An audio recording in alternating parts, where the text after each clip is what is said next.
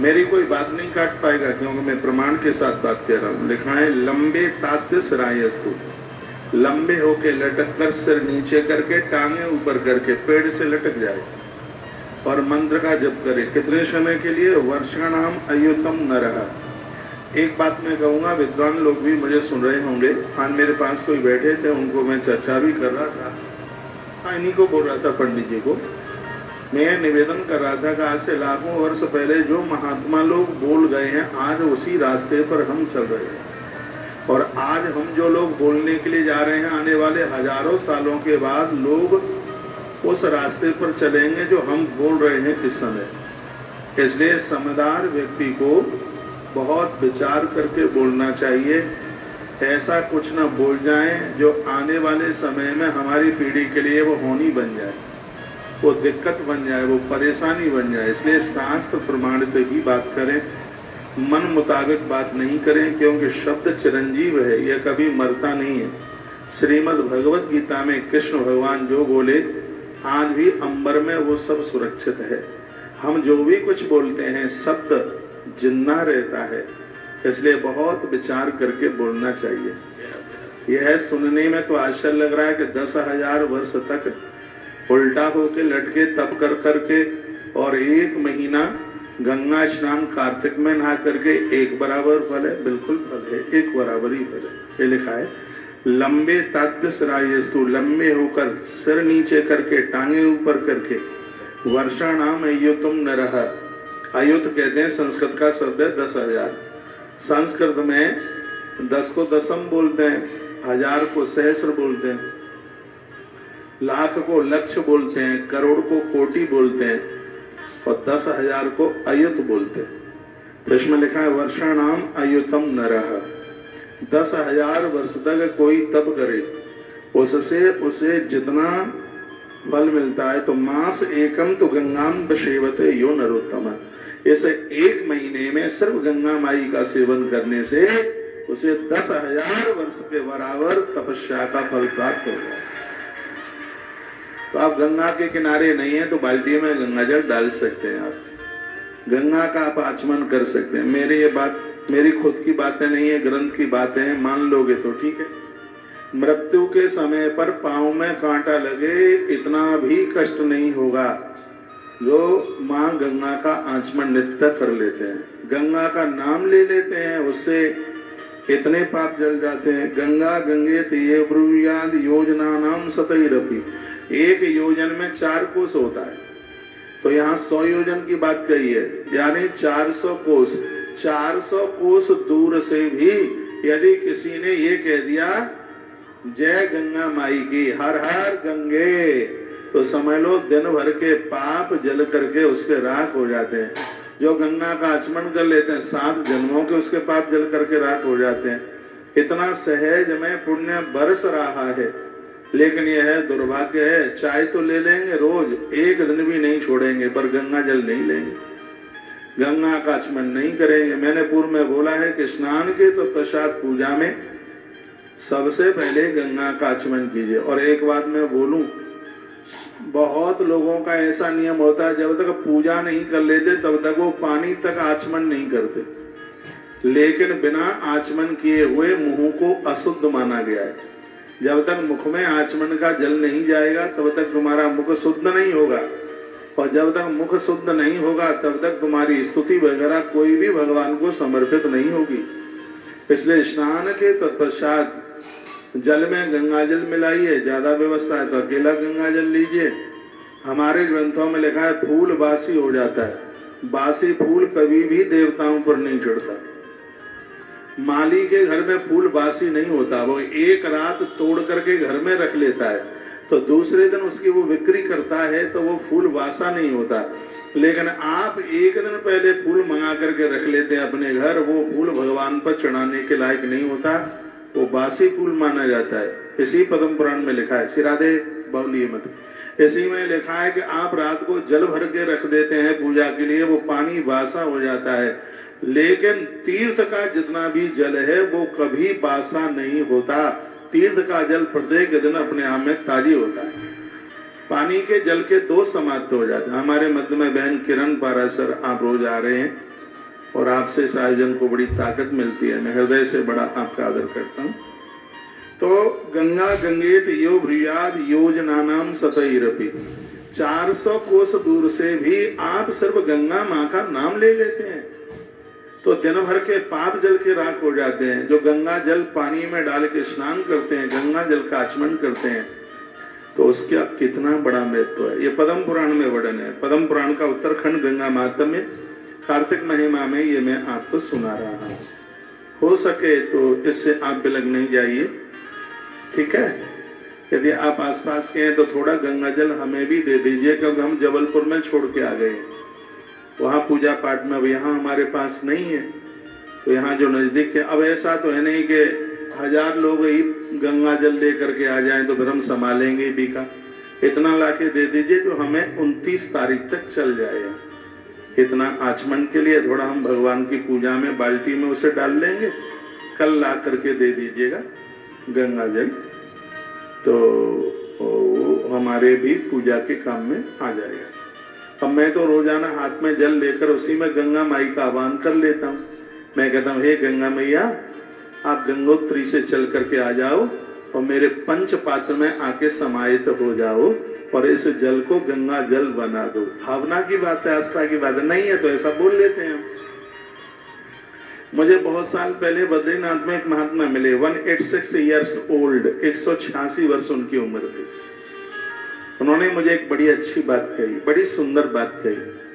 वो मुझे बोलते, पहले तो मैं यूट्यूब पर सुनने वाले सभी भक्तों को कहूंगा, चाहे आप सत्संग टीवी पर सुन रहे हैं, चाहे आप तुलसी तपोवन यूट्यूब चैनल, चाहे आप फेसबुक पर सुन रहे हैं, इसको ग्रुपों में इसकी लिंक डाल दें, इससे और भी लोग इसमें लाभान्वित हो सके और भी लोगों को पुष्कर जी से ये कथा सुनने का सौभाग्य प्राप्त हो जाए। ऐसा आप जरूर कीजिएगा।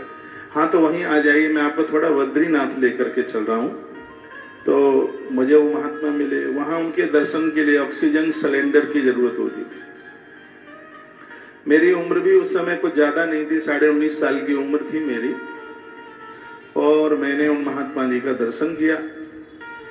आंखें दिख रही थी बर्फ देह पर। मैंने अभी तक ऐसी सुंदर छवि किसी तपस्वी की नहीं देखी है। समझ लीजिए, मैं बहुत घुमाऊं, ऐसा मैंने स्वरूप नहीं देखा। पूरे शरीर पर बर्फ और आंखें दिखाई दे रही हैं, और महात्मा जी जीवित हैं, वो बात करते हैं। उन्होंने 2 बातें मुझसे कही, मेरी तो आंखें ही भर आई हैं। मैंने ध्यान कर लिया, शरीर में रोमांच हो रहा है। उन्होंने कहा, बेटा 2 काम जीवन में मत भूलना, तो सोच भी नहीं पाएगा, उससे ज्यादा हो जाएगा।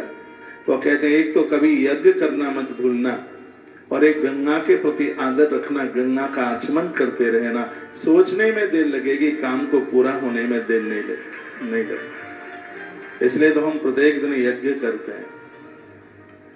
गंगा जल होता है ज्यादा से ज्यादा, मैंने तो ये 4 महीने छोड़ देता हूँ गंगा जल पीना, ये 4 दिन चातुर्मास का, क्योंकि इन दिनों में नदियों में सब तरह का पानी में कूड़ा करकट सब कुछ बह के आ जाता है उसमें। तो मैंने तो बहुत कोरोना काल में गंगा जल पी के ही और बड़ा आनंद लिया है। तो गंगा में तो जब तक अस्थियां व्यक्ति की रहती हैं, सूक्ष्म रूप से वह जीव भगवान के चरणों में रहता है। जिस घर में तुलसी गौ माता के लिए रोटी, एकादशी का व्रत और गंगा जल, उस घर में यमराज के दूत प्रवेश नहीं कर पाते। 4 बातें बोल गया हूँ, सुनिए फिर। एकादशी का व्रत, तुलसी की पूजन, गैया मैया की रोटी और गंगा का आचमन। जिस घर में प्रत्येक दिन होता है, उस घर में अकाल मौतें नहीं होती। उस घर में कभी भी यमराज का दूत है वो प्रवेश नहीं कर सकता। छोटी सी बात है, आप चाहें तो आप कर सकते हैं। रमा एकादशी आ रही है, कार्तिक मास की एकादशी, मैंने 5 वीडियो डाली है।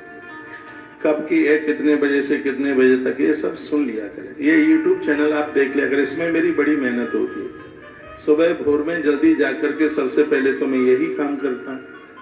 इतनी सुंदर वीडियो हमने आज धनतेरस के लिए वीडियो डाली है।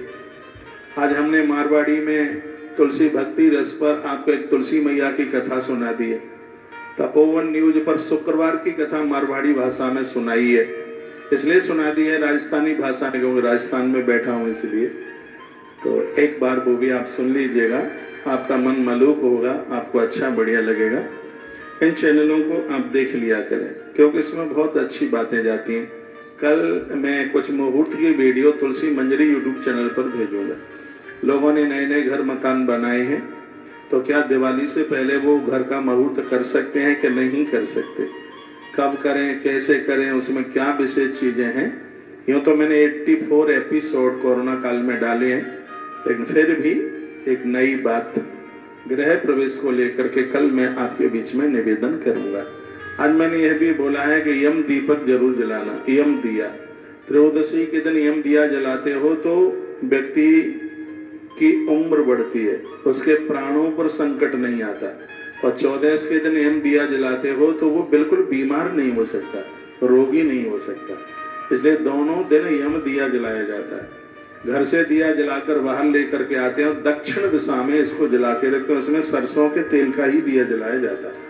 बड़े श्लोक बोल बोल के बड़ी प्रमाणित करके बातें डाली हैं, तो रात्रि शाम तक ये सब वीडियो चैनल पर कुछ पहुंच गई है, कुछ पहुंच जाएंगे। तो ये बड़ा एक समाधान हो रहा है और आप चूक जाते हैं और आप उसे सुन नहीं पाते। इसमें आपसे कोई दक्षिणा नहीं मांगी जा रही। हाँ, दक्षिणा तो यही है कि उसको और आगे भेजिए, लोग उससे और लाभान्वित हो सकें। इस महीने में आंवले की पूजा की भारी महिमा है। तुलसी की पूजा की तो इतनी महिमा है कि बस अब पूछिए ही नहीं। इतना बड़ा कार्तिक महात्म्य तो अधिक मास से भी कमजोर नहीं है, बुलंदा ऊपर है। जैसा कि स्वयं भगवान शंकर ने श्री कार्तिकेय जी के सामने कार्तिक मास की अद्भुत महिमा का वर्णन किया है। तो मैं आपको अभी गंगा की महिमा सुना रहा हूं। इस महीने में दर्शनम माधवस्ताय वटस्य दर्शनम तथा वैण्याम स्नानप्रम कुर्वाणो वैकुंठम प्रदगच्छति। जब भी कभी श्री प्रयाग में जाए आप, त्रिवेणी में आप नहाए तो दर्शनम माधवस्ताय, वहां वेणु, वहां बेणी माधव है। वहां इस ग्रंथ में वर्णन है, जो वेणी माधव का वहां दर्शन करेगा वैकुंठम प्रदगच्छति, उसे वैकुंठ में ही जाने का सौभाग्य प्राप्त होगा। अपने समय आने पर उसकी दुर्गति नहीं होगी। इतनी बड़ी महिमा। उदते चैथा सूर्य वलयम यात वही तमा। आप भोर में स्नान करते हैं तो जैसे सूर्य के उदित होने पर अंधकार समाप्त होता है, ये गंगा मैया हमारे अपराधों को ऐसे ही समाप्त कर देती है, खत्म कर देती है। तो बड़ा पुनीत मास चल रहा है भैया। तो तथैव तस्याम पाप निश्चितम स्नान मात्रतः, कितना सहज है। सिर्फ गंगा जल के द्वारा स्नान करने पर संपूर्ण पाप जल जाते हैं। फिर लोग कहते हैं कि जो बड़ी सुविधा बना दी है कि खूब पाप कर लो फिर गंगा जी नहा लो, वो तो हो ही जाएगा। अरे भैया, गंगा नहाने के बाद फिर कोई पाप ही नहीं कर पाएगा। यह उसका इतना बड़ा महत्व है, इतना बड़ा महात्म्य है। तो गंगा द्वारे कुशावर्ते गल के नील पर्वत स्नात्वा कनखले तीर्थे पुनर्जन्म न विद्यते। कनखल हरिद्वार में, जो हरिद्वार में स्नान करेगा, गंगा द्वारे यानी हरिद्वार में स्नान करेगा, तो क्या वर्णन किया है, तीर्थे पुनर्जन्म न विद्यते। गंगा की इतनी बड़ी महिमा है, उसका द्वारा जन्म ही नहीं होगा, तो भगवान के दरबार में पार्षद बन करके खड़ा रहेगा। ये महिमा। एवं ज्ञात्वा नरश्रेष्ठो गंगा स्नायी पुनः पुनः स्नान मात्रेण भो राजन मुच्यते किल साधिता। कलयुग के पापों से ये जीव मुक्त हो जाता है स्नान मात्रेण भो राजन। कहा गया राजन, सिर्फ स्नान मात्र की इतनी बड़ी महिमा। आचमन कर लेते हैं, पूजन कर लेते हैं, या उसके तट पर लोग कुछ समय के लिए वास कर लेते हैं तो बहुत बड़ी महिमा होगी। किसी ग्रंथ में पढ़ रहा था कि बचपना निकल जाए यमुना के किनारे और जवानी निकल जाए माँ नर्मदा के किनारे और बुढ़ापा निकल जाए माँ गंगा के किनारे, भैया वो तो सीधे वैकुंठ ही जाएगा, भगवत धाम क्यों जाएगा। ये सब चीजें गलवैया मिल लो, दोनों एक दूसरे मिलो, ऐसा मिला।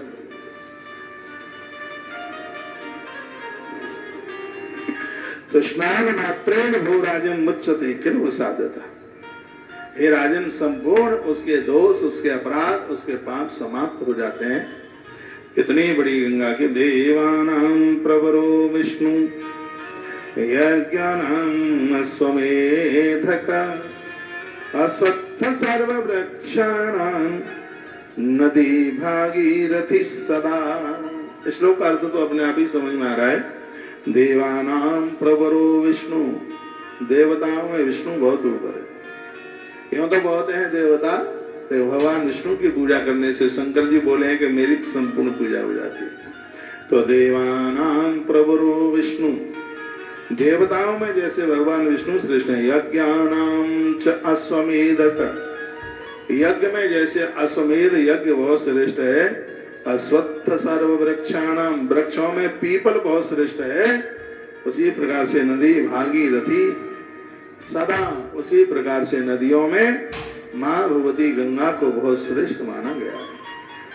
इसलिए इन दिनों को ऐसे ही नहीं निकल जाने दीजिएगा। ये दिन बड़े पावन हैं, बड़े पवित्र हैं और यह आत्म कल्याण करने वाले दिन हैं। तो और मैं जल्दी जाग करके और इस महीने में कपड़े सहित स्नान कीजिए, वस्त्र पहने ही पहने स्नान कीजिए, तो नहा करके उनको धो करके डाल दीजिएगा।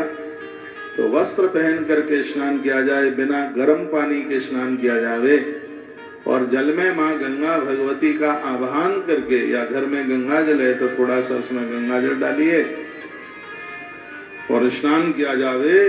तो यह बहुत ज्यादा अपने आप में विशेष है। कंठे माला धरो यस्तु, मुखे रामं सदोच्चरे, गानम कुर्या सदा भक्त्या सनरो वैष्णव स्मृतः। परम वैष्णव बन करके रहिए। वैष्णव किसे कहते हैं?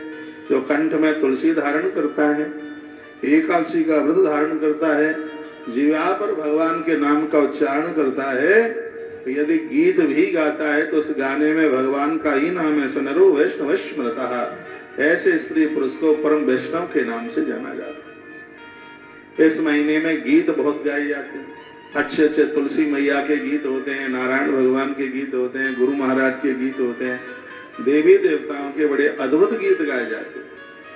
ये सब कल्याण के साधन है। गोपाल नामनी मूर्ति चैर्यच्छन्ति ध्वजा सदा।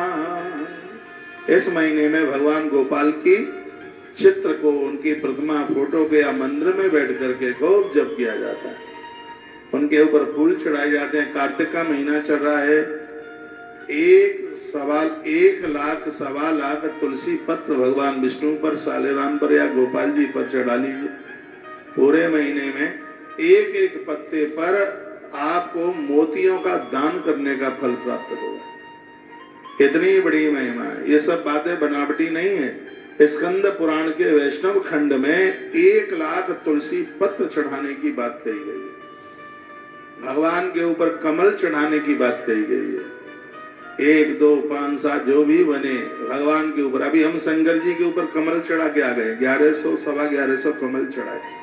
हो सकता है टीवी में आपने देखा हो, ना देखा हो तो अभी देख लीजिए। भगवान महादेव के ऊपर कमल के फूल, नारायण कमल के फूल से नारायण की पूजा करते थे। नारायण महादेव की पूजा कमल के फूल से करते थे। शिव पुराण में कथा दी है। तो भगवान ने परीक्षा के तौर पर एक फूल ही चुरा लिया उसमें से, भगत की परीक्षा ले ले। तो एक फूल कम पड़ गया। तो भगवान ने सोचा कि संकल्प खंडित हो रहा है, इसकी पूर्ति के लिए एक आंख ही निकाल के भगवान के ऊपर चढ़ाई देता हूँ।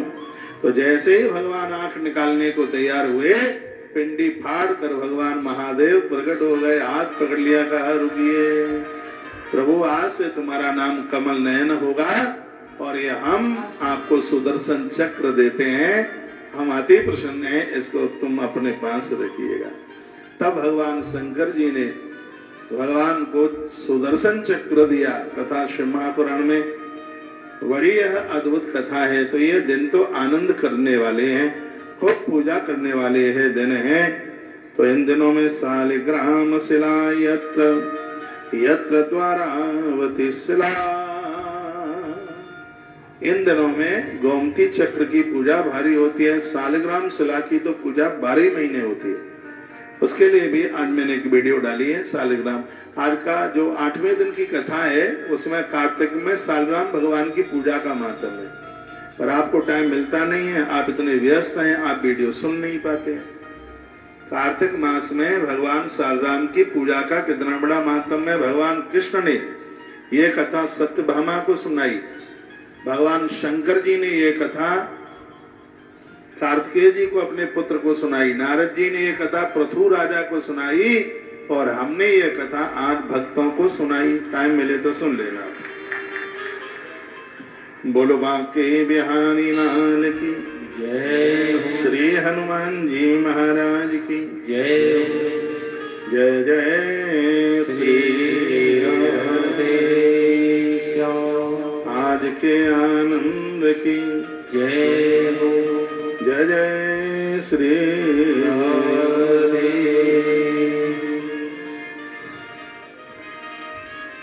आज शुक्रवार है, कार्तिक में 1 मिनट शुक्रवार की कथा सुना दूं मैं? बैठ जाइए, यहीं की भाषा में सुनाई देता हूँ। हाँ, यहीं की राजस्थान की भाषा में। एक सासू थी और एक बहू थी। सासू तो शुक्र भगवान की सेवा करती, शुक्र भगवान के एक आल्या में वो बैठा कर देती। आल्या जानते हैं? आला दीवाल में होता ना, तो उस आले में शुक्र भगवान को बैठा देती थी। एक बार सासू जी तीर्थ गया और बहू से कह गया कि मारे शुक्र भगवान को नियम से पूजा पाठ कर तो रही हो, तीर्थ जाऊं तो नेम से पूजा कर लीजो। इतनों कहकर सासू जी तीर्थ यात्रा के कार्य चली गई। समझ में आ रहा है?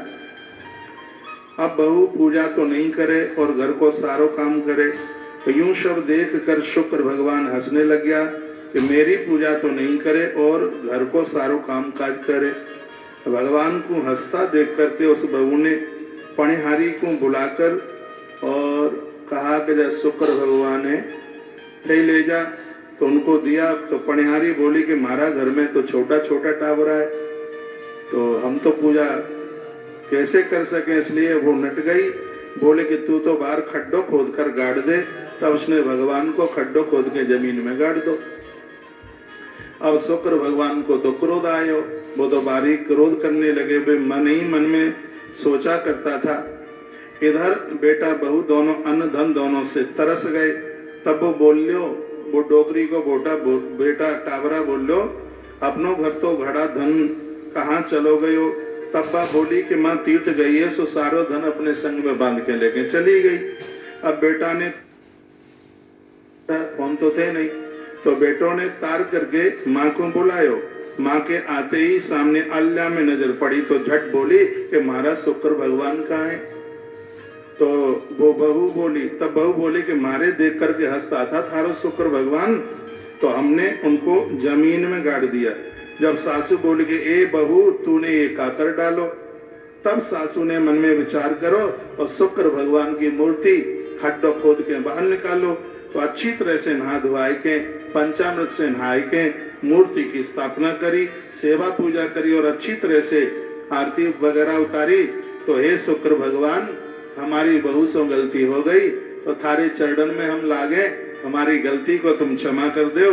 तो शुक्र भगवान इतने राजी है गए कि जो सब कछु लुट गयो वो द्वारासु चल के आए गयो। ये शुक्र भगवान की कथा कार्तिक मास में बड़ा कमाल करती है, आनंद हो गया। बोलो बांके बिहारी लाल की जय हो। श्री हनुमान जी महाराज की जय हो। जय जय श्री राधे श्याम।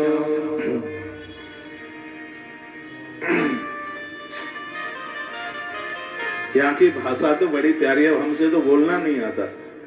जिस दिन यहाँ की भाषा आ जाए उस दिन ऐसो नानी बाई को अरे ऐसो सुना दे कि देश में हल्ला ही है गए। कथा पूरी आती है, लेकिन ये तो जब यहाँ की भाषा कर रहा हूँ अभ्यास थोड़ा थोड़ा, हाँ 100% में से 1-8% तो आने वाली है, 100% हो जाएगी। तो शुक्रवार की कथा इस महीने में बड़ी विशेष है और यह घोर गरीबी का नाश करती है। हमने एक वीडियो पे भी, एक चैनल पर भी ये डाली है। घोर गरीबी का ये नाश करती है, इतनी बड़ी महिमा है। बहन विजयलक्ष्मी सारस्वत ने लिखा है, कार्तिक वाली कथा से पढ़ रहे हैं मारवाड़ी का पता नहीं है, लेकिन कुछ भी तो आपकी समझ में जरूर आया होगा। एक बार जयकारा लगाइए, बोलो बांके बिहारी लाल की जय। श्री हनुमान जी महाराज की जय हो। 12:33:34 हो रही हैं। ठीक 1 बजे चैनल कटअप हो जाएगा। जितने भी भक्त लोग हमें सत्संग चैनल पर सुन रहे हैं वह सबरे भगता तुलसी तपोवन यूट्यूब चैनल पर पूरा 3 बजे तक कथा चलेगी, तो पूरी कथा को सुनिएगा और बहुत आनंद आवेगा कथा में। भागवत जी की कथा है और हम तो भागवत जी के ही पंडित हैं। ये तो हनुमान जी महाराज की कृपा से सगरी कथा चल के आ गई है, इसमें हनुमान जी की बड़ी कृपा है। तो भागवत की कथा कल कृष्ण जन्म है, कल चौथा दिन है ना। कल कौन सी कथा है?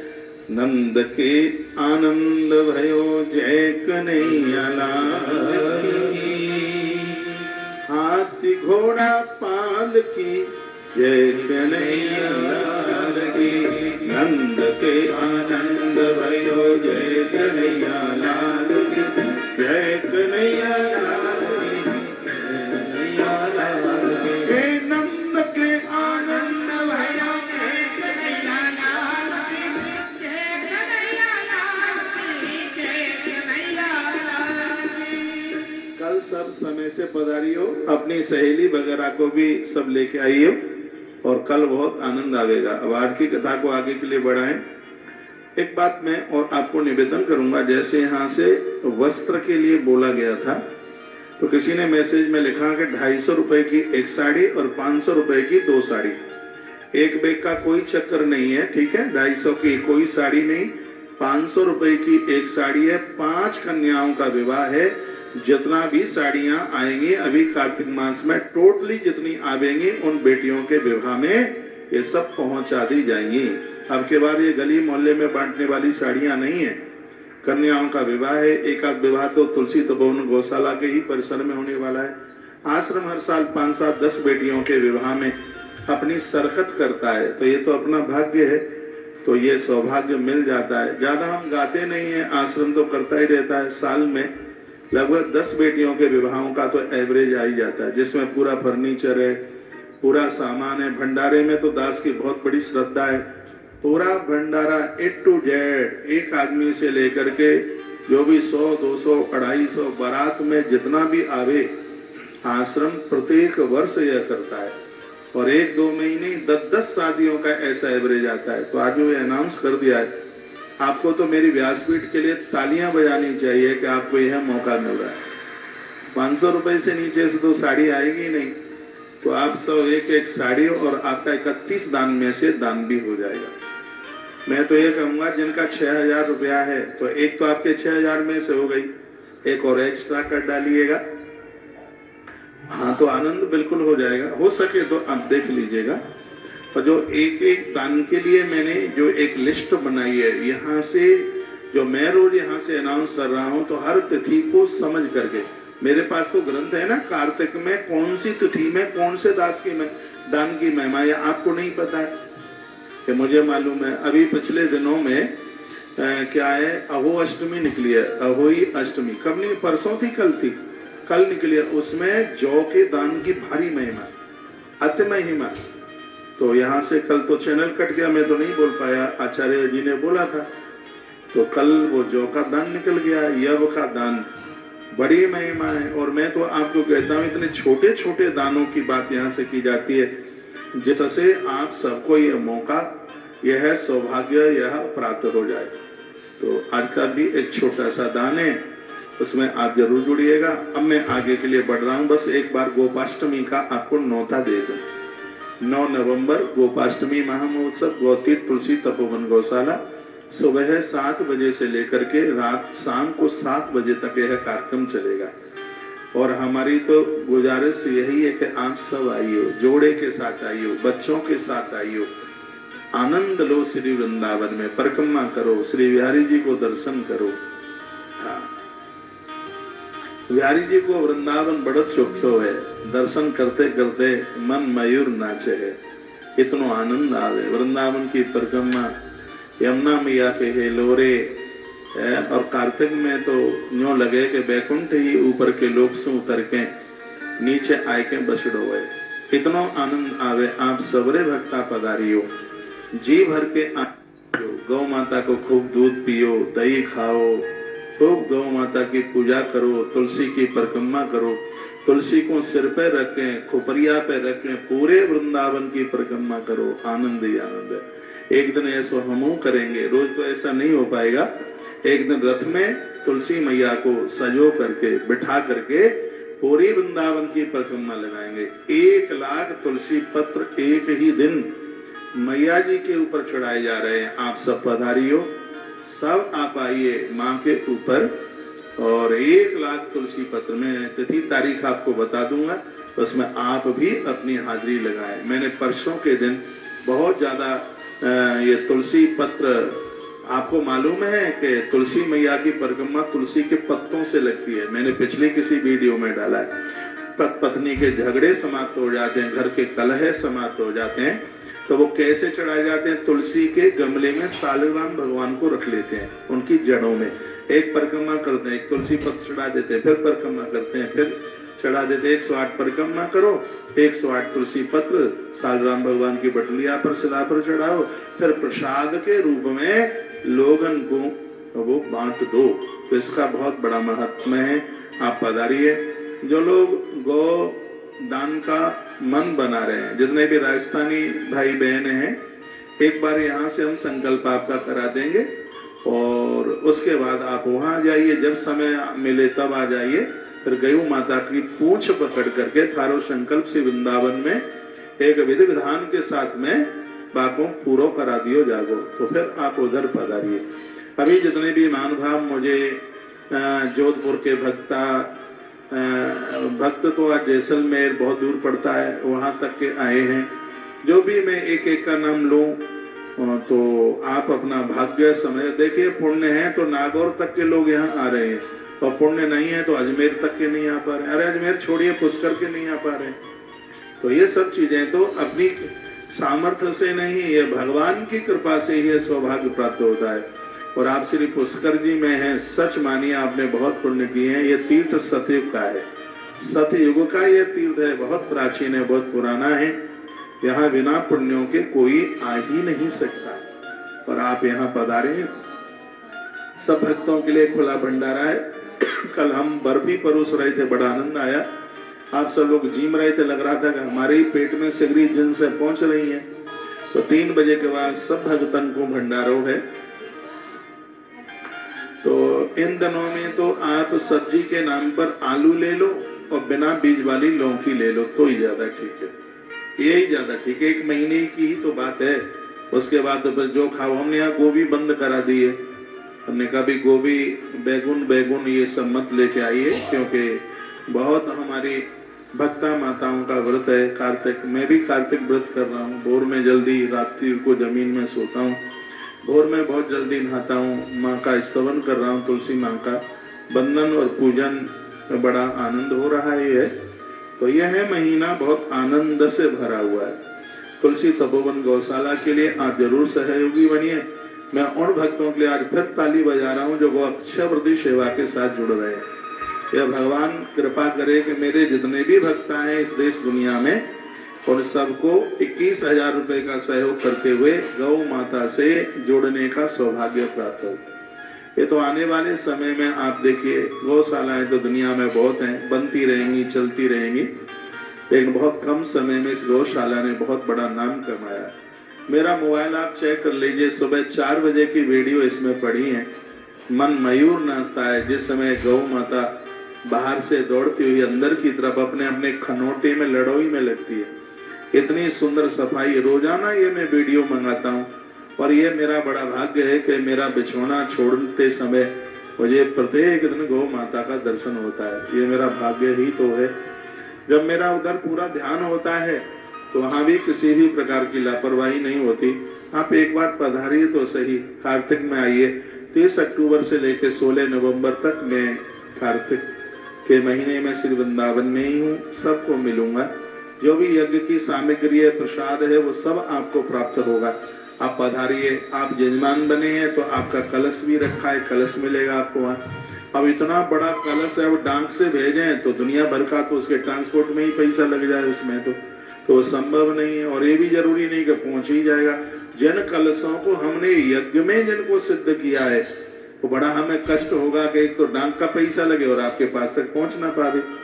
तो जो भी वहां के यजमान बने थे उनके कलश रखे हुए हैं, उन्हें लेके जाइए। 2 मुखी रुद्राक्ष से 8 मुखी रुद्राक्ष तक ये लेकर के जाइए। आप सिद्ध की हुई भागवत की पोथियां, ये सब सामान आश्रम में मिलता ही रहता है और ये सब हम अपने हाथों से देंगे। और एक आनंद की बात बताऊं, जो नाक से घी लगाता है उसको किसी भी प्रकार का इन्फेक्शन नहीं होता, धूल नहीं जाती नाक में। मैंने पिछले साल बोला था, थोड़ा सा घी आप नाक को ऐसे लगाइए, धूल मिट्टी बिल्कुल जाएगी नहीं, बिना मास्क लगाए हुए, और ये घी मास्क का काम करेगा, फेफड़े मजबूत होंगे।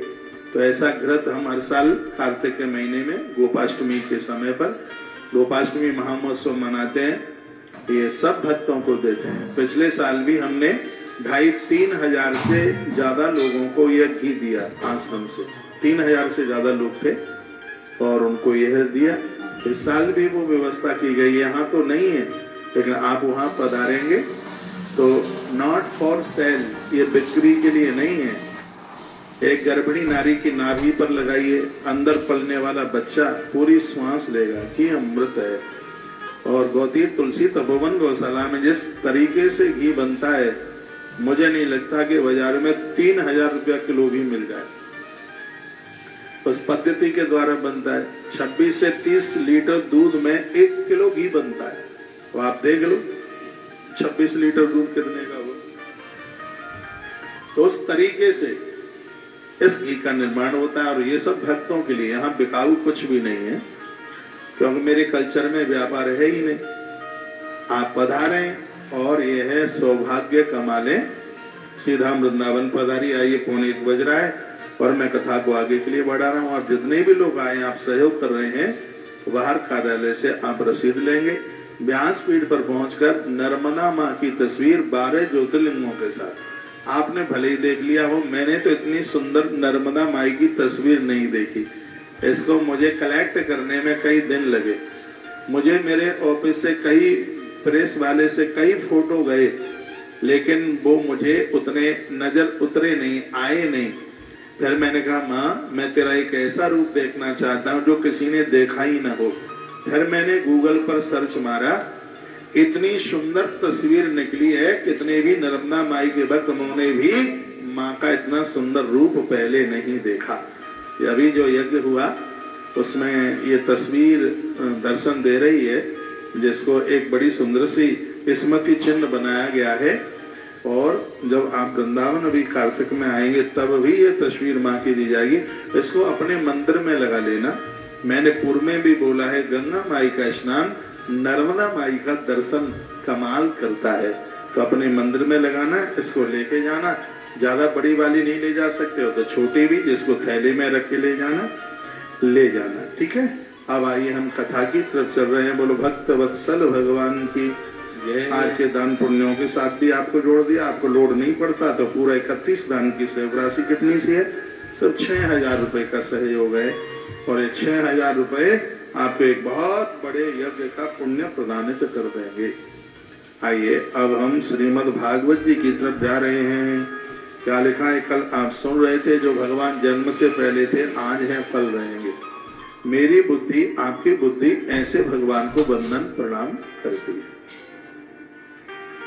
एक बार बोलिए, ओम नमो भगवते वासुदेवाय। ओम नमो भगवते वासुदेवाय। श्रीमद् भागवत का प्रथम स्कंद है जिसमें 19 अध्याय।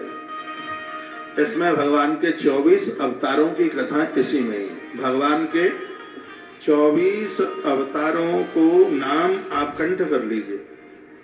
24 अवतार मैंने कई बार उनका जिक्र किया, आज भी मैं करूंगा।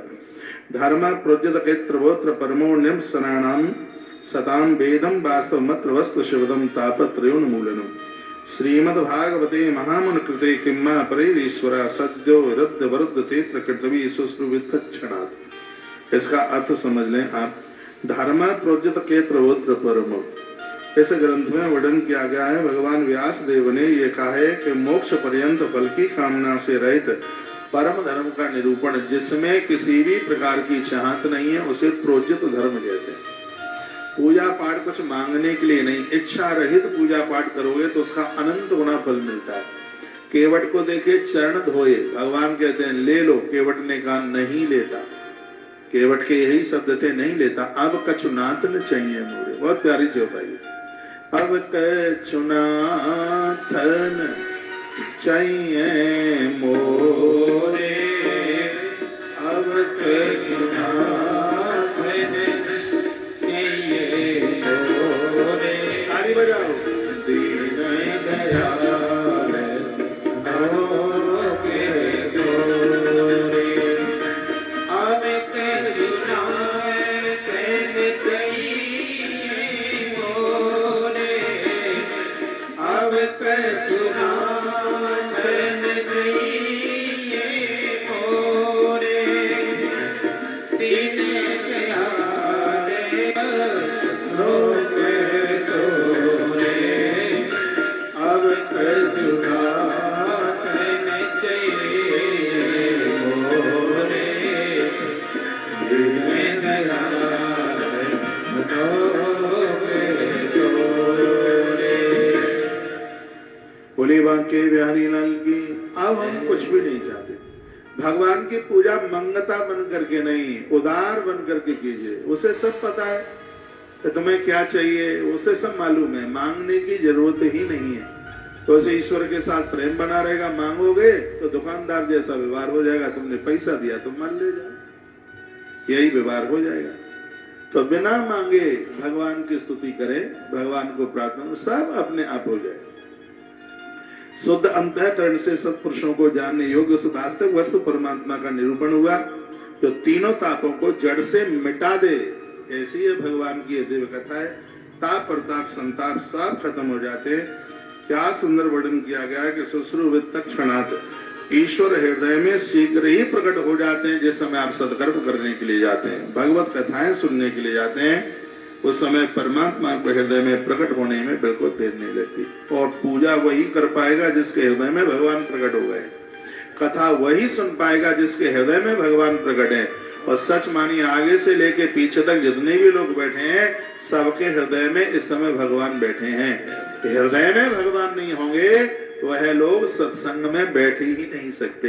ऐसा भगवान व्यास प्रमाणित करते हैं। वो तो कहते हैं कि शीघ्र ही भगवान हृदय में प्रकट होते हैं।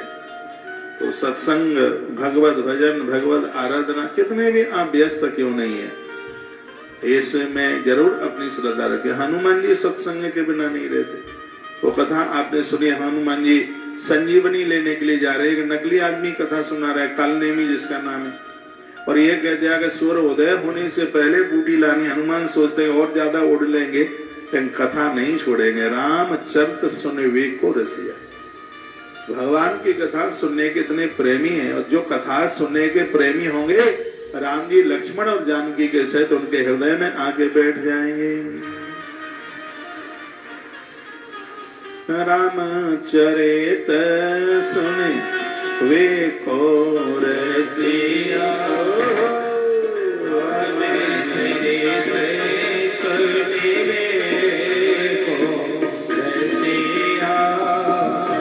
राम लखन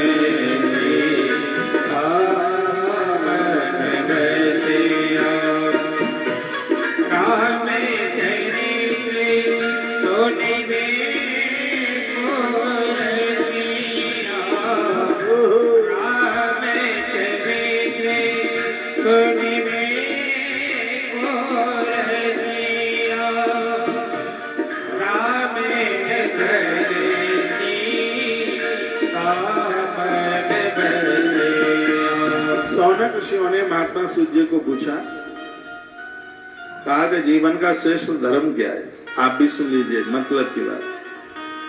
जीवन का श्रेष्ठ धर्म क्या है, ये प्रश्न भागवत जी में पूछा।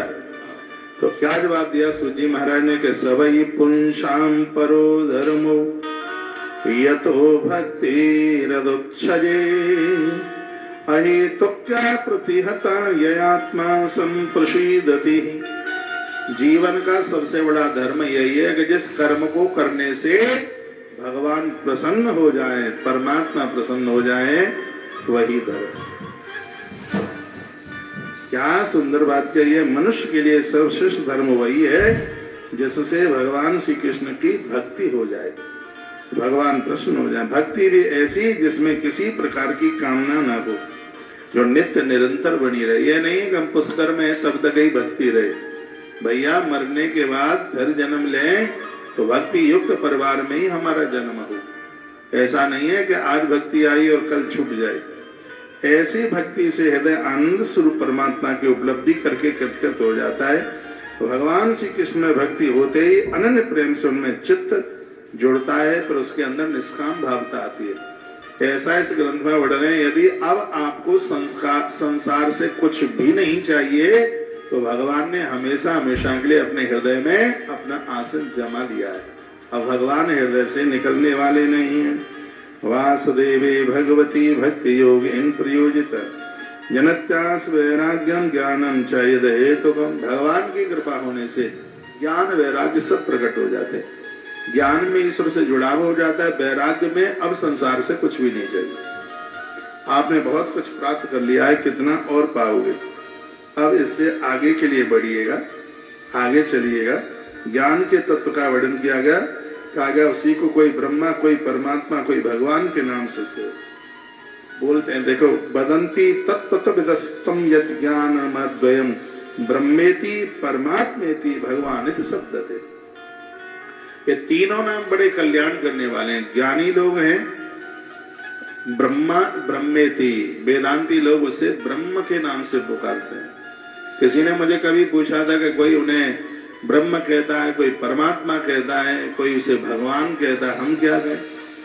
तो मैं उन्हें जिक्र कर रहा था कि श्रीमद् भागवत के प्रथम स्कंद के दूसरे अध्याय के 11 नंबर के श्लोक में भगवान व्यास ने इस बात का व्याख्यान किया है। ब्रह्मेति परमात्मेति भगवानिति शब्दते। वेदांती लोग हैं उसको ब्रह्म कहते हैं, योगी लोग हैं उसको परमात्मा कहते हैं, और हमारे और आप जैसे लोग हैं उनको भगवान कहते हैं। बात तो एक ही है, भगवान है। मनुष्य जीवन मिला है तो आप और हम इनसे जुड़े। तत्सुद्धाना मुनियो ज्ञान वैरागी तदा। श्रद्धालु मुनिजन भागवत श्रवण से प्राप्त ज्ञान वैराग्य युक्त भक्ति से अपने हृदय में उस परमात्मा का प्रत्येक दिन अनुभव करते हैं। और ईश्वर का अनुभव ही होता है, ईश्वर के होने की अनुभूति होती है। बड़े सुंदर श्लोक हैं। वासुदेव परा वेदा, भगवान ही वेद है। वेद पढ़ते रहो, भगवान से प्रीति नहीं है, बेकार कुछ भी नहीं। वासुदेव परामखा, यज्ञ करते रहो, भगवान से प्रीति नहीं, कोई मतलब नहीं। श्रीमद् भागवत के 10 स्कंद में यज्ञ पत्नियों के ऊपर भगवान की कृपा हुई, ऐसी कथा आती है। यदि आप 84 कोस की यात्रा में निकले हों तो वृंदावन के परिक्रमा मार्ग से नीचे रास्ता जाता है और एक मंदिर है भतौर बिहारी का मंदिर। जो गए हैं यात्रा में उन्हें मैं याद दिला रहा हूँ। उस पौड़ियों पर ऐसे चढ़ के जाते, ऊपर मंजिल पर है, ऊंचाई पर है, उसके सामने एक बड़ी नाव रखी है लंबी सी, जिसमें नाव वाले बाबा ने जीवन भर उसी में तप किया। वो नहीं गए बाहर कहीं निकल के, वहीं उनका शरीर शांत हुआ, इसलिए उनको नाव वाले बाबा बोलते थे। तो नाव वहीं रखी है। तो बताते हैं कि भगवान कन्हैया गैया चरावे के काने आए तो एक दिन ब्रजवासी बोले, लला कन्हैया हमें तो बहुत जोर भूख लगी है, हमारे तो पेट में चुखरियां हड़ताल कर रही है, हमें तो ज्यादा ही भूख लगी है। तो भगवान बोले कि यहाँ थोड़ी देर पर कछु ब्राह्मण यज्ञ कर रहे हैं, तो बिनते भोजन मांग के ले आओ। तो ब्रजवासी भोजन मांगे के कारण गए तो वहां तो चल रहा था स्वाहा स्वाहा स्वाहा। जैसे ब्रजवासियों ने भोजन मांगा, कहा ब्राह्मण देवताओं हमें भूख लगी है, कछु खाइवे के कारण दे दे। वे बोले उन्होंने कहा दे दे। तो डांट खाई, दौड़ के आए, कहा प्रभु डांट मिली है, कछु खाइवे को तो मिलो ही नहीं। तो भगवान बोले फिर की घरवाइनी के पास चले जाओ, माताएं बहुत उदार होती हैं, वहां से तुम्हें कुछ मिल जाएगा। तो ब्रजवासी चले, याज्ञिक ब्राह्मणों की पत्नियों के घर ब्रजवासी पहुंचे और कहा ऐसे ऐसे कृष्ण बलराम आए हैं, आज अपो बाल बहु सिगरे भूल के आए गए, सिगरने भूख लगी है, न कछु खाइवे को दे दे। तो उन याज्ञिक पत्नियों ने थाल सजाए और भोजन प्रसाद लेकर के गई, कृष्ण बलराम को सिगरे ब्रजवासियों को खिलाया। तत्पश्चात कन्हैया ने कहा मैया अरे ब्राह्मणियों हम तो बड़े प्रसन्न है गए, हम ते वरदान मांग ले। तो उन देवियों ने क्या मांगा, यज्ञ करते करते हमारे पति लोग बूढ़े हो गए, दाढ़ी सफेद हो गई, स्वाहा स्वाहा कई वर्षों से चल रही है और आपका दर्शन अभी तक नहीं हुआ। तो भगवान कहते हैं कि हम मख यज्ञ से नहीं, हम प्रेम से मिलते हैं। तत्पश्चात यज्ञशाला में भगवान ने दर्शन दिया, उन्हें दर्शन दिया। वही बात यहाँ कही जा रही है, वासुदेव परामखा। भगवान के साथ में यदि प्रेम है तो यज्ञ ठीक है, नहीं तो खाली यज्ञ से भगवान मिले। मोहन प्रेम बिना नहीं मिलता, चाहे कर लो कोटि उपाय। ईश्वर के प्रति आता है भजन, मोहन प्रेम बिना नहीं मिलता, चाहे कर लो कोटि उपाय। मोहन प्रेम बिना मिलता, चाहे कर लो कोटि उपाय। सत्संग टीवी पर जितने भी लोग सुन पा रहे हैं, फटाफट आप तुलसी तपोवन यूट्यूब चैनल पर पहुंचिए और 3 बजे तक पूरी कथा को सुनिए, बहुत आनंद हो जाएगा। बोलो बांके बिहारी लाल की, श्री हनुमंत बलवंत महाराज की जय जय श्री राधे। मोहन से दिल क्यों लगाया है, ये मैं जानो या हो जानो। मोहन से दिल क्यों लगाया है, मैं जानो या हो जाने। ये मैं जानो या वो जाने, मैं जानो या वो जाने। मोहन से दिल क्यों लगाया है,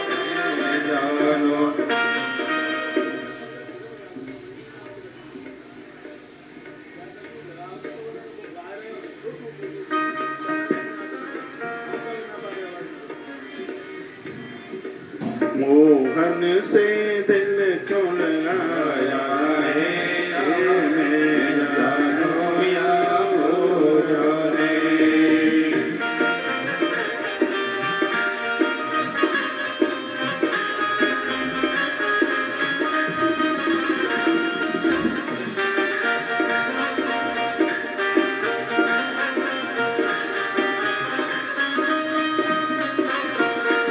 हर बात निराली है उसकी, हर बात में है एक तेरा। हर बात निराली है उसकी, हर बात में है एक तेरा। तेरे पर दिल क्यों आया है, मैं जानो या हो जाने। मोहन क्यों लगाया है, मैं जानो या हो जाने।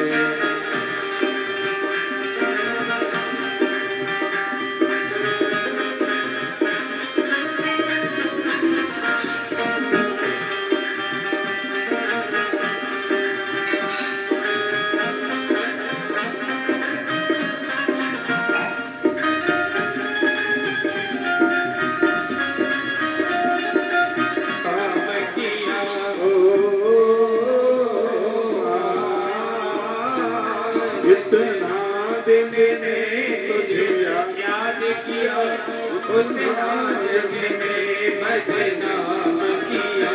बदनामी का फल ये पाया है, ये जानो या हो जाने। मोहन से दिल क्यों लगाया है, ये जानो या हो जाने।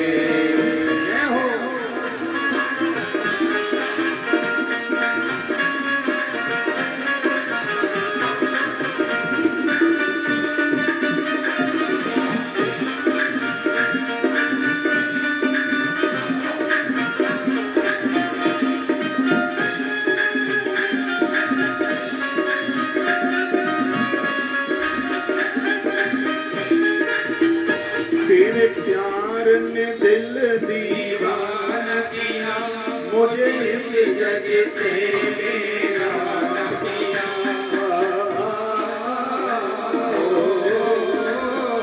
तेरे प्यार ने दिल दीवाना किया, मुझे इस जग से बेगाना किया।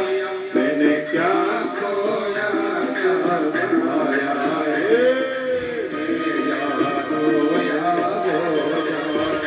मोहन से जो लगाया है, रोया रे।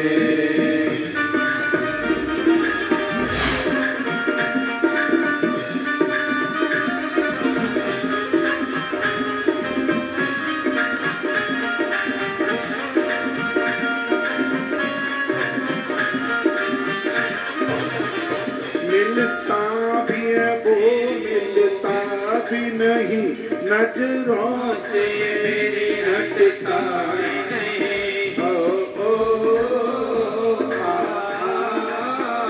मिलता भी है वो, मिलता भी नहीं, नजरों से मेरी हटता नहीं। ये कैसा जादू चलाया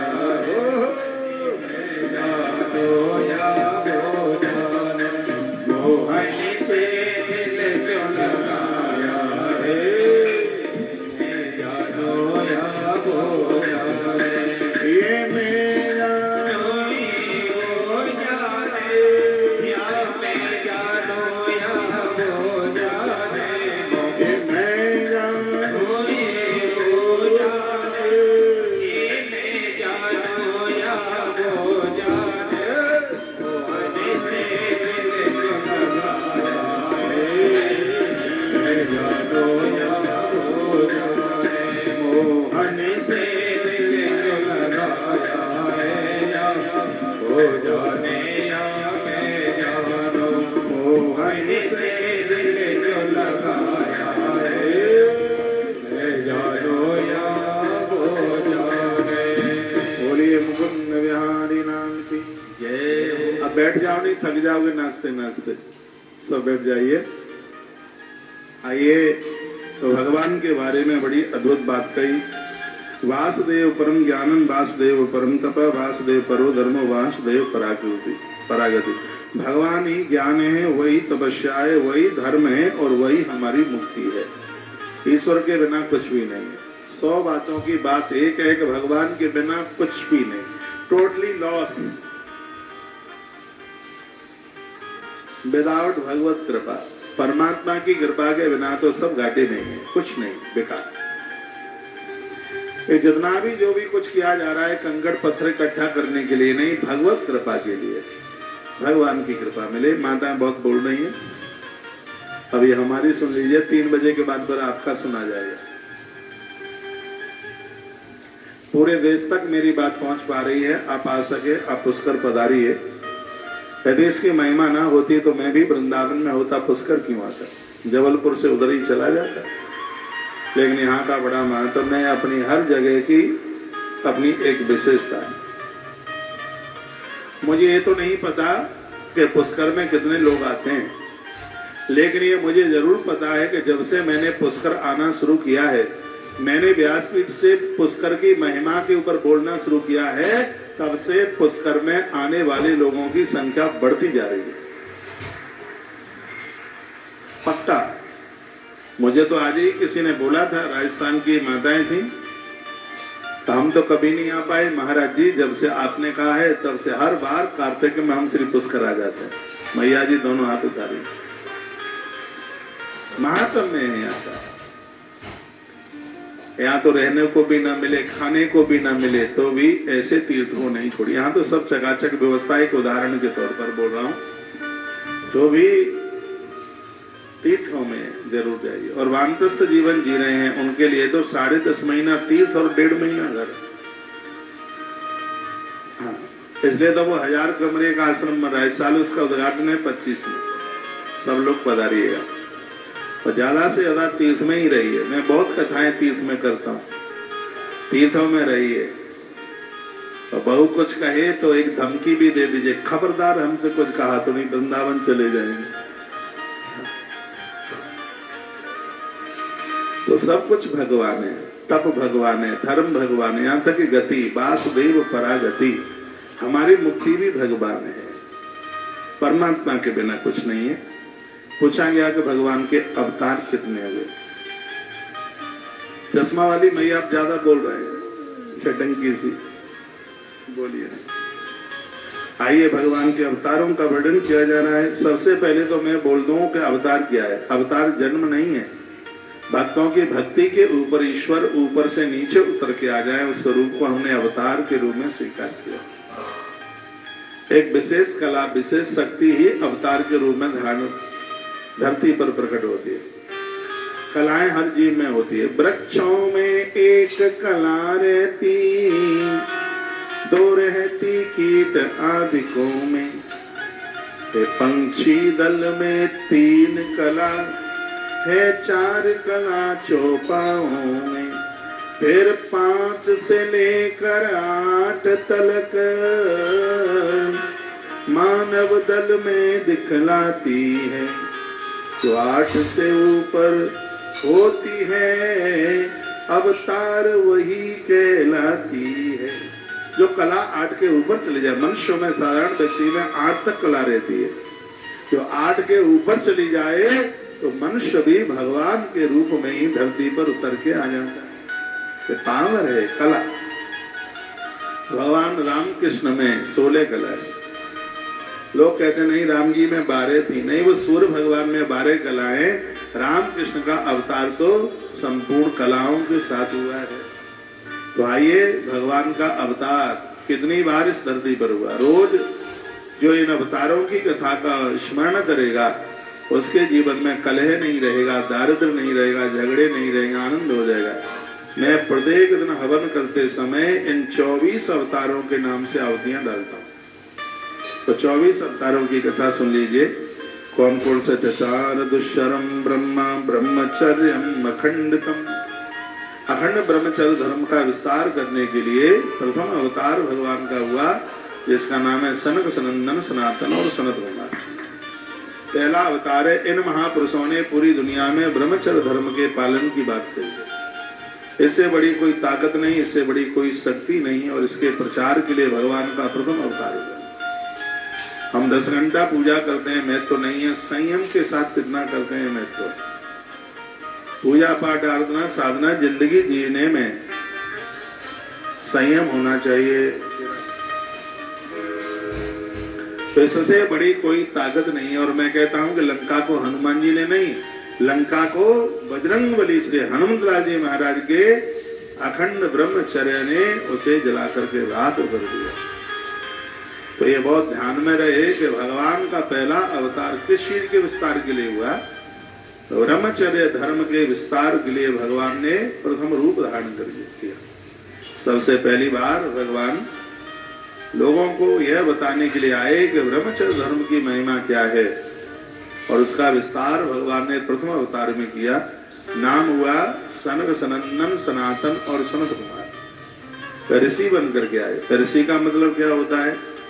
ऋषि के साय नमः। हम पूजा में आचमन करते हैं तो ऋषि के साय नमः बोलते हैं, या ऋषि के साय नमः, यानी भगवान को कहते हैं प्रभु इंद्रियां मेरे वश में हैं। तो इंद्रियों को अपने वश में करके पूजा में बैठा जाता है तो तत्काल पूजा का आनंद होना फल प्राप्त होता है। तो ऋषि के इसका मतलब है कि जिन्होंने इंद्रियों को अपने वश में किया है। तो भगवान ऋषि बन करके आए प्रथम अवतार में, महात्मा बन के आए, महापुरुष बन करके आए। दूसरा अवतार द्वितीयम तु भवाया सारसातलगतां महिम उदरश्विन पादत्रय केसा सौकरम बभु। दूसरे अवतार में भगवान बराह बन के आए। उनकी देह से उनके रोमे धरती पर गिरे, उससे कुसा बन करके तैयार हुई। धरती माता के संग उन्होंने विवाह किया, इसलिए धरती माता को विष्णु पत्नी नमस्तोभ्यम, उसे भगवान नारायण की पत्नी कहा गया है। प्रातः जागते हो तो धरती माता को प्रणाम किया करो। मुझे और आपको जो भी मिला है वो सब धरती माता ने दिया।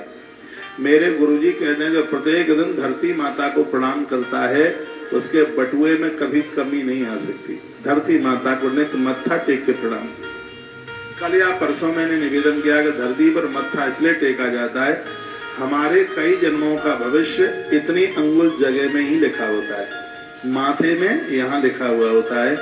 जब माथा धरती पर स्पर्श करता है तो विधाता की बनाई गई लकीर बढ़िया तकदीर में बदल जाती है।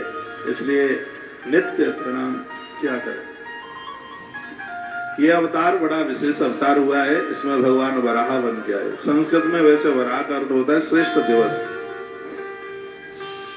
अपने हर दिन को श्रेष्ठ बनाइए, बढ़िया बनाइए। सुबह से लेकर के शाम तक कुछ अच्छा करते रहिए, लड़िए मत, झगड़िए मत और अपना मूड भी खराब मत कीजिए। बहुत माताओं का मूड पति की वजह से खराब होता है, तो बहुत इन घर वालों के मूड घरवालियों की वजह से खराब होता है। ऐसा सोचते हैं, नकारात्मक सोचते हैं, नहीं, बिल्कुल नहीं, कभी नहीं। मस्त मौले होकर के जीवन जिए। टेंशन को टेंशन के पियर भेज दें। मुस्कुराते और आपको हंसते ही अच्छे लगते हैं। थोड़ी सी जिंदगी है, ऐसे ही इतनी कट गई, थोड़ी सी और रह गई है, उसको बड़े आनंद के साथ जी ले। जितनी भी दादियां टीवी पर मुझे अपने अपने घर में बेड बिस्तर पर सुन पा रही हैं और मैं आपके ही लिए बोल रहा हूं, अब आप टेंशन छोड़िए। ये घर के लोग तुम चिल्लाते भी रहोगे तो ये कहते रहेंगे कि उनको तो भौंकने की आदत पड़ गई है। अब बस भगवान ही आपकी सुनेगा, ये दुनियादारी कोई सुनने वाली नहीं है। ये तो तुम्हें डांट लगाएंगे और कुछ बोलेंगे। आपकी आवाज जहां तक जाती है तो भगवान का ही ऐसा दरबार है जहां सबकी बातों को सुना जाता है। उन्हीं का स्मरण, उन्हीं का यजन, उन्हीं का तप, उन्हीं का भजन कीजिए। भगवान को प्रार्थना कीजिए परिवार की बुद्धि में सुधार आवे, इनकी बुद्धि ठीक से काम करे। तो यह है दूसरा भगवान का अवतार रहा, जिसको कहते हैं वराह भगवान के नाम से। ये शोकरम बपू, शूकर भगवान बनकर के आए। तृतीय मृष सर्गम च देवर सुत मुपेत्य। तीसरे अवतार में देवर्षि नारद जी आए। नारद जी ने बहुत ग्रंथ लिखे हैं, उनमें से एक नारद भक्ति सूत्र, 84 सूत्र हैं उसमें, और मैंने कोरोना काल में इस ग्रंथ की कथा सुनाई है। आपके हाथों किताब लग जाए तो इसको पूरा पढ़ लीजिए, पता लगेगा कि भजन करने में आनंद कितना आता है, कितना रस आता है। आपको अभ्यास नहीं है इसलिए आप बहुत जल्दी ऊब जाते हैं। भजनानंदी को कभी नींद नहीं आती, जब करने नहीं आती, और आप ही जावे तो भी भजन करो, और नींद छूट जाएगी। आज नहीं तो कल, कल नहीं तो 4 दिन के बाद, 10 दिन के बाद, महीने के बाद। ऐसा अभ्यास हो जाएगा कि आप जब के बिना आप रह नहीं पाएंगे। तुरीय धर्म कला सर्गे नर नारायण आवृषि। अगला अवतार भगवान का नर नारायण के रूप में होगा। ये बद्रीनाथ में आज भी 2 पर्वत नर नारायण के रूप में विराजित हैं। ये भगवान का चौथा अवतार हुआ। पंचमा कपिलो नाम सतेसा काल विप्लुतम। 5वां अवतार भगवान कपिल नारायण के रूप में हुआ है। आज उनकी कथा हम सुनेंगे। बड़ा अद्भुत अवतार हुआ है। जिन्होंने जहां माई को संदेश दिया, उपदेश दिया, उसे आज गंगा सागर के नाम से जानते हैं। कहते हैं सारे तीर्थ बार बार, गंगा सागर एक बार। हम बहुत जल्दी गंगा सागर जाने वाले हैं। कथा कहने के लिए कितने लोग आएंगे? हाथ उठा के बताइए। और कहां जाएंगे? 100 लोगों के हाथ नहीं उठेंगे। है गंगा सागर की भारी महिमा, बहुत महात्म है। बहुत जल्दी हम वहां जा रहे हैं। मल्लिकार्जुन, सोमनाथ, वो पूना के ऊपर है भीमा शंकर, और एक है गंगा सागर। ये डेटें बहुत जल्दी आ रही हैं, जल्दी बता देंगे आपको। अभी मुझे साल में 2-3 कथाएं भी राजस्थान में करनी है, वो भी दिवाली पर लिस्ट बनेगी, भाई दूज वाले दिन। तो जैसे ही लिस्ट निकल के आएगी तो उसका अनाउंस कर देंगे। सालासर की तो डेट फाइनल ही हो गई है। हनुमान जी के जितने भी भक्ता हैं सालासर पधारिए। 16 अप्रैल से लेकर के 22 अप्रैल तक श्रीमद् भागवत जी की कथा है। हम लोग तो बालाजी के भगत हैं। हनुमान जी के बिना तो कुछ हो ही नहीं सकता। बाबा की बड़ी कृपा है, वो बुला रहे हैं माहेश्वरी फैमिली के द्वारा।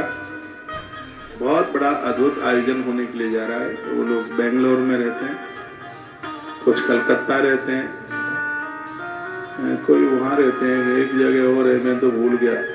तो उनके द्वारा यह कोचीन हाँ, तो उनके द्वारा यह आयोजन होने को जा रहा है। आप सभी अभी से इतने समय पहले से मैंने आपको न्योता दिया है, पधारिएगा।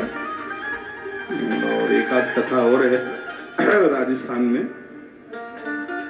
तो अभी आप अवतारों की, आपको तो कागज पर ही अवतार लिख लेने चाहिए, क्रम बाई क्रम। और रोज बोलो, आनंद हो जाएगा। नाम आप लेंगे, खुशियां परिवार में छाएंगी। वैसे भी कहते हैं बाड़े पुत्र पिता के धर्मा। आपको लगता है कि हम माला जप रहे हैं तो घर का कुछ काम नहीं कर पा रहे, काम खुलेगा बच्चों का। जो आप ये दान पुण्य कर रहे हैं, इसमें सिर्फ बच्चों की मेहनत ही नहीं, इसमें आपके पुण्य भी काम कर रहे हैं। बच्चों को आपके पुण्य लग रहे हैं। मेहनत तो रिक्शे वाले बहुत कर लेते हैं और भी बहुत लोग कर लेते हैं। आपके पास आपके खर्चे से ज्यादा पैसा आया है तो ये पुण्यों से आया है। ये आप दान पुण्य करके आए, आप धर्म कर्म करके आए हैं। और मैं कहूंगा आपके द्वारा किया गया सत्कर्म कभी निर्थक नहीं जाता। कभी मैंने वो वामन पुराण की कथा आपको सुनाई हो,